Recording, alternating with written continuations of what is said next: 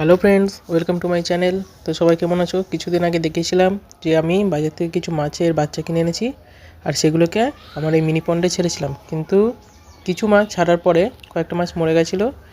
তো আজকে দেখি আমার মাছগুলো কেমন আছে। তো চলো দেখা যাক। দেখো, শীত পড়েছে তাই ঠান্ডা লাগে বলে আমি এটা দিয়ে রেখেছি। তা জলটা দেখছি ভালোই নোংরা হয়েছে, তাহলে এই জলটাকে আমরা এই পাইপের মাধ্যমে বাইরে বের করে দেবো, নিয়ে আমরা সেটাকে আবার নতুন জল দেবো।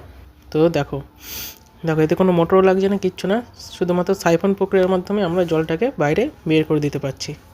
দেখতে পেরেছো? দেখো জলটা অনেকটা ঢোকরা হয়ে গেছে, তাই সেরকমভাবে ভালো কিছু দেখা যাচ্ছে না। তো জলটা কমে যাওয়ার পরে এরকম হয়েছে।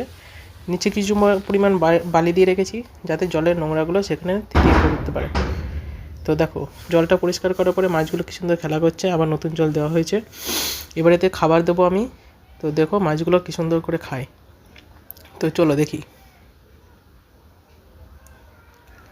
দেখেছো মাছগুলো কি সুন্দর খেলা করছে, দেখো নিচে বালি পর্যন্ত দেখা যাচ্ছে। এই দেখো, ওই যে দেখতে পাচ্ছ মাছ, এদের বেশ অনেকগুলোই কই মাছ আছে, ল্যাঠা মাছ আছে। তো দেখো খাবার দেওয়ার পরে মাছগুলো কি সুন্দর করে খাচ্ছে। এই মাছের এই খাবার খাওয়ার দৃশ্যটা সত্যিই মানে খুবই সুন্দর লাগে।